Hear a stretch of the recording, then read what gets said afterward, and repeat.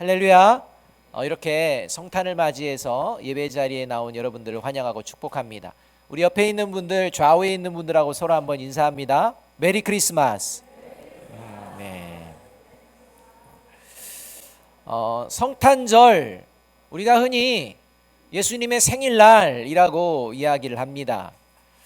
그러나 실제 예수님의 생일은 며칠일까요? 아무도 모른다 입니다. 12월 25일이라고 정해놓은 건 있지만 실제 예수님이 몇 년 몇 월 며칠에 태어났는지 정확한 날짜는 알 수가 없습니다. 다만 예수님이 태어나신 정확한 날짜는 알지 못하지만 오늘 우리가 읽은 이 하나님의 말씀 본문에 의하면 로마의 황제가 호적을 하도록 명령했을 그 시간쯤에 예수님이 태어나셨다는 것은 우리가 알 수가 있다는 것입니다. 이 예수님이 태어나시는 날 이 로마의 황제가요 이제 호적하라라는 명령을 하게 됩니다. 당시 로마는 이제 세계를 제패한 이런 나라입니다.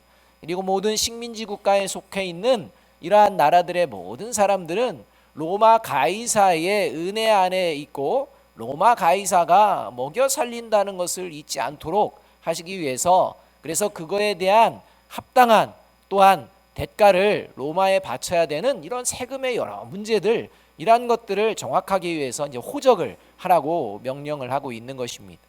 이런 호적 명령을 따라서 이제 유대인들이 움직이게 되는데, 이때 마리아와 요셉도 이제 움직이게 되었고, 결국은 이 움직이는 과정 가운데에서 특별히 고향인 이 베들레헴에서 아기 예수가 탄생하는 이 이야기가 오늘 본문의 이야기입니다.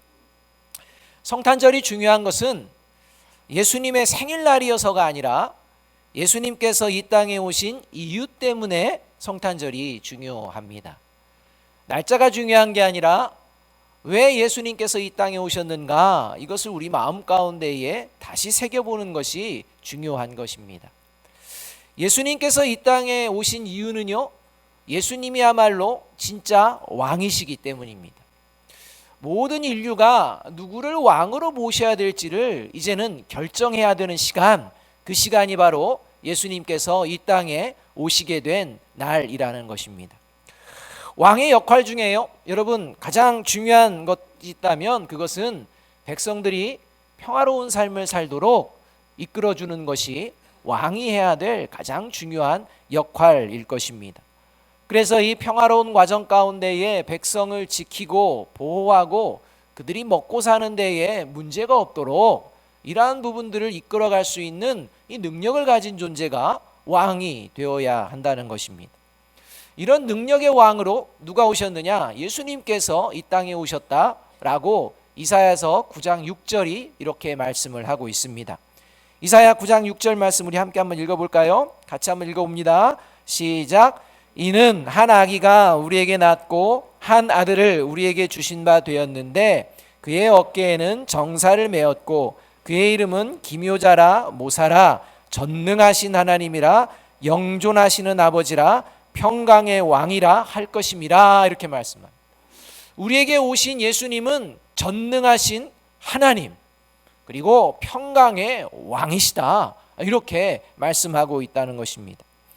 따라서 예수님이야말로 모든 사람들에게 평화를 주시는, 모든 사람들에게 그 삶의 자리 가운데에 필요한 것들을 채워주시는, 그래서 평화롭게 살아갈 수 있도록 하실 수 있는 이 땅에 진짜 왕으로 오셨다라고 말씀하고 계신다는 것입니다. 여러분, 예수님께서 진짜 왕이시라는 것을 믿으십니까? 오늘 본문에는요, 당시 세계를 지배하는 왕인 로마의 황제 가이사의 이름이 등장을 합니다. 그런데 성경은요, 그 왕은 가짜라는 것입니다. 그 왕은 평화를 줄 수 없다는 것입니다. 그 왕은 진정한 그 하나님께서 허락하시는 그러한 평화로운 삶을 줄 수가 없다라고 이야기하시고, 이제 진정한 평화를 줄 수 있는 왕은 예수다라고 말씀하고 있다는 것입니다. 왜 예수님께서 진짜 왕, 진정한 평강의 왕이신가? 또 우리가 왜 예수님을 진짜 왕으로 모셔야 하는가에 대한 이제 결정적인 용어가 오늘 본문에서 두 가지가 등장을 합니다. 왜 예수님이야말로 우리가 모셔야 되는 진짜 왕인가? 그것에 대한 정확한 이제 용어가 두 가지가 등장하는데, 하나가 베들레헴이라는 말입니다. 예수님께서 베들레헴에서 태어나셨습니다. 그리고 또 하나의 용어는요, 구유라는 용어입니다. 이 구유는 예수님께서 실제 태어나셔서 이제 누이신 이러한 장소입니다. 그러니까 이 베들레헴과 구유라는 말, 이거는 얼핏 보아서는 전혀 관계가 없는 단어인 것 같지만 아주 밀접한 관련이 있는 용어입니다. 성탄절에는요, 사람들이요 어떤 인사를 합니까? 메리 크리스마스 이렇게 인사를 하죠. 우리가 오늘 예배 시작 전에도 이제 이 메리 크리스마스 인사했지 않습니까? 여러분, 메리 크리스마스라는 의미가 무엇이라고 생각하고 계십니까? 메리 크리스마스 어떤 의미일까요? 어떤 마음으로 여러분들은 메리 크리스마스라는 이야기를 합니까? 즐거운 마음, 그렇죠.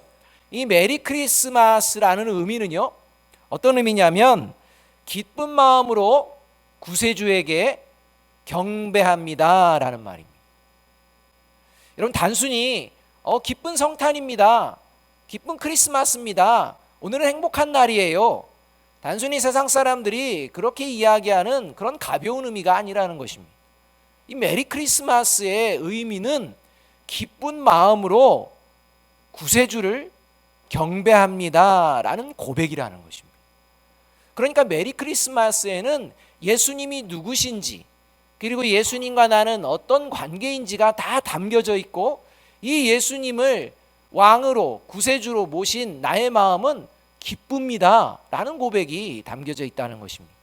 그래서 메리 크리스마스 할 때는요, 이 얼굴 표정이요 기쁜 표정이 돼야 됩니다. 만약 메리 크리스마스 하는데 이 기쁜 표정이 없다면 이게 예수님을 진짜로 왕으로 모셨는지 이거는 의심할 만한 이러한 모습이라는 것입니다. 우리 다시 한번 좌우 앞뒤 있는 사람들하고 한번 인사해 볼까요? 메리 크리스마스.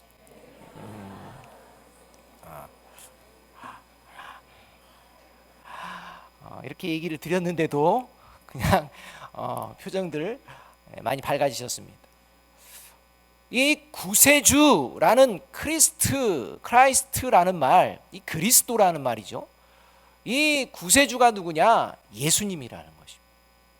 예수님이 구원자라는 것입니다. 도대체 이 구원자라는 말이 어떤 의미인지 오늘 아까 말씀드린 두 가지 단어에 담겨져 있다는 것입니다. 베들레헴이라는 용어, 왜 수많은 지역 중에 베들레헴이냐? 이건 하나님께서요 미가서 5장 2절을 통해서 이제 하나님이 보내시는 메시아의 탄생과 관련돼서 지역을 얘기할 때 베들레헴에서 이제 탄생될 것이다 예고를 하십니다. 그런데 왜 베들레헴입니까? 하나님이 말씀하셨는데요, 이 베들레헴에 중요한 의미가 있기 때문입니다. 베들레헴의 의미는 베트라는 말과 레헴이라는 말이 합쳐진 것입니다. 그래서 베틀레헴 이렇게 되는 것입니다. 이 베트라는 말은 뭐냐? 집이라는 말입니다. 레헴이라는 말은 무슨 말입니까? 떡이라는 말입니다. 그래서 베들레헴은 뭐라는 것입니까? 떡집입니다. 떡집. 우리 성도님들 가운데서도 떡집을 하시는 분이 계십니다. 떡집.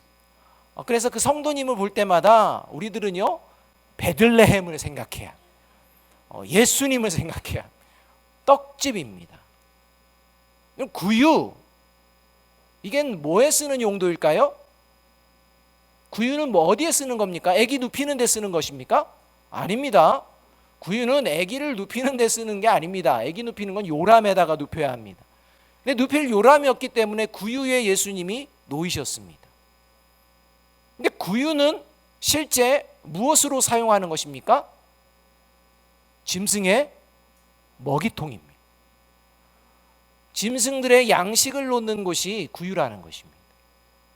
따라서 베들레헴이라는 말이요 떡집, 양식을 이야기하는 그러한 용어라면 구유라는 용어도 동일하게 이제는 양식이라는 의미를 담고 있다는 것입니다. 그래서 누가복음 2장 11절 12절이요 이렇게 말씀을 합니다. 함께 한번 읽어보겠습니다. 시작. 오늘 다윗의 동네에 너희를 위하여 구주가 나셨으니 곧 그리스도 주시니라. 너희가 가서 강보에 쌓여 구유에 뉘어 있는 아기를 보리니 이것이 너희에게 표적이니라 하더니 이렇게 말합니다. 이 구유라는 용어가요 그냥 요람이 없어서 그저 대체한 이런 것이 아니라 하나님의 철저한 계획 가운데에서 이루어진 이 사건에 쓰여진 것이 구유라는 것입니다. 베들레헴이 하나님의 철저한 계획 가운데에 지정해진 장소라고 한다면 구유는 예수님께서 눕혀지는 그 장소를 이야기하고 있는 것입니다. 결국 베들레헴과 구유는 먹는 것과 관련되어져 있다는 것입니다. 여러분, 사람은요 살기 위해서는요 먹어야 합니다. 여러분, 먹지 않고 살 수 있는 사람은 없습니다. 이것이 사람입니다. 사람은 살기 위해서 먹어야 그 생명을 유지할 수가 있습니다. 그런데 문제는 아무리 배부르게 잘 먹어도 영원히 살 수가 없습니다. 결국 먹을 것이 옆에 있어도 죽을 수밖에 없는 존재, 이런 존재가 모든 인류 가운데에 처해진 상황이라는 것입니다.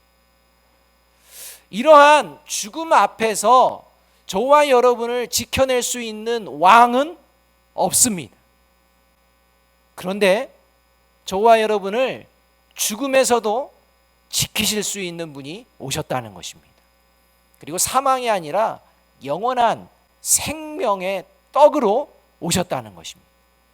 그래서 예수님께서 저와 여러분에게 떡으로 오십니다. 영원히 살 수 있는 양식으로 오셨다는 것입니다.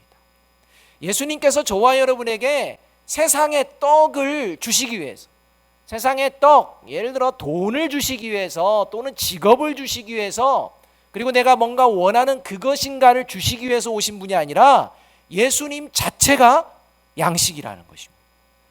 이 예수님을 저와 여러분이 마음에 영접할 때 저와 여러분의 삶은 영원한 삶이 되어질 줄로 믿습니다. 비록 죽음이라는 것이 우리 앞에 있을지라도 두려워하지 않는 평강의 사람으로 변화되어질 줄로 믿습니다. 이 죽음을 두려워하지 않는 영원한 평강을 바로 오늘 예수님께서 저와 여러분에게 주시기 위해서 이 땅에 오셨다는 것입니다. 그래서 요한복음 6장 35절은요 이렇게 말씀하고 계십니다. 우리 함께 같이 읽습니다. 시작. 예수께서 이르시되 나는 생명의 떡이니 내게 오는 자는 결코 줄이지 아니할 터이요 나를 믿는 자는 영원히 목마르지 아니하리라. 이렇게 얘기합니다. 생명의 떡으로 오신 예수 그리스도를 먹음으로 영접함으로 영원한 생명을 얻는 저와 여러분이 되어지기를 주님의 이름으로 축복합니다. 그렇다면 이제 문제가 있습니다. 뭐냐면 저와 여러분이 이 자리에 모인 것이 예수 그리스도께서 영원한 생명의 떡인 것을 모르고 모이셨느냐? 그렇지 않다는 겁니다.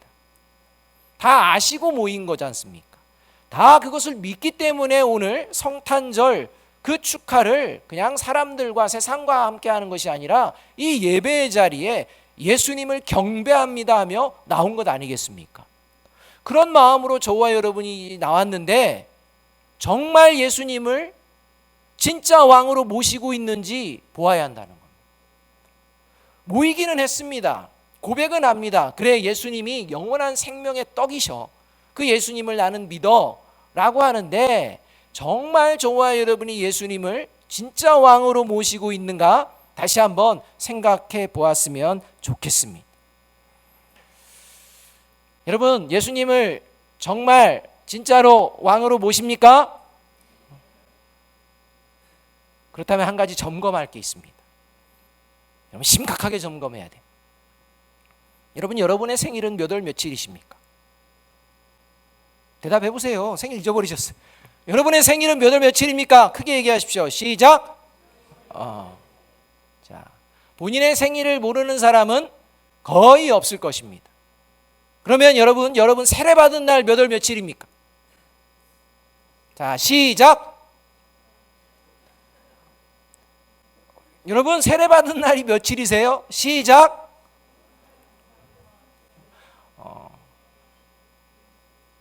여러분 생일날을 잊어버리는 사람 없습니다. 그리고 생일날이 되면 축하하고 축하받고 이 날을 또 기다리기도 합니다. 고대하기도 합니다. 여러분 그런데 세례받은 날에 대해서는 별 관심이 없습니다.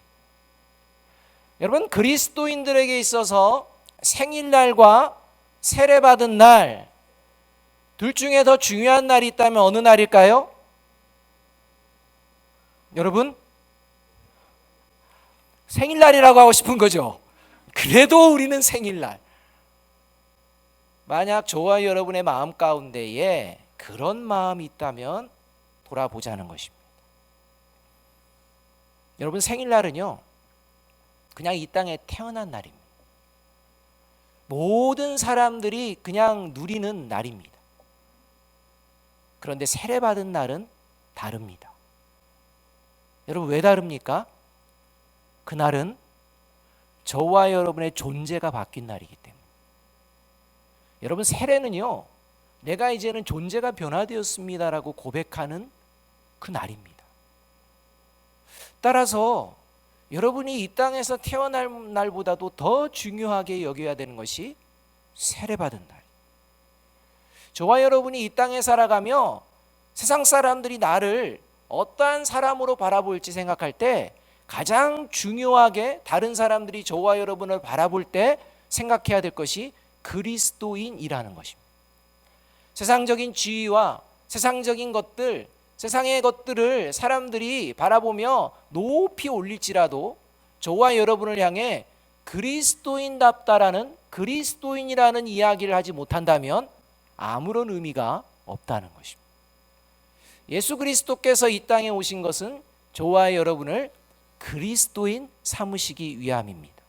하나님의 백성 삼으시기 위함입니다. 그 하나님의 백성 삼으신 귀한 고백을 담아내는 세례받은 날, 이제 앞으로는 기억하시기 바랍니다. 그 귀한 날을 늘 기억하시기 바랍니다. 이것을 기억하는 존재가 어쩌면 진짜 예수 그리스도를 왕으로 모신 존재라고 할 수 있을지도 모르겠습니다. 여러분 세례받은 날 모르시는 분 올해가 가기 전에 내가 몇 월 며칠 날 세례받은 날인지 꼭 확인해 주시기 바랍니다. 오늘도 우리가요 세례식을 진행합니다. 입교식과 세례식과 유아 세례식을 진행합니다. 여러분 이 입교식과 세례식과 유아 세례식을 보면서 와 축복해야 될 날이구나, 누가 이렇게 세례를 받는구나 라는 축복의 마음도 가져야겠지만 저와 여러분이 과연 하나님의 백성으로 세례받은 백성으로 예수 그리스도를 생명의 떡으로 영접한 그리스도인으로 올 한 해를 살아내고 있었는지 돌아보는, 그리고 다시 한번 주님 앞에 귀한 고백을 올려드리는 복된 시간이 되어지기를 주님의 이름으로 축복합니다. 기도하겠습니다.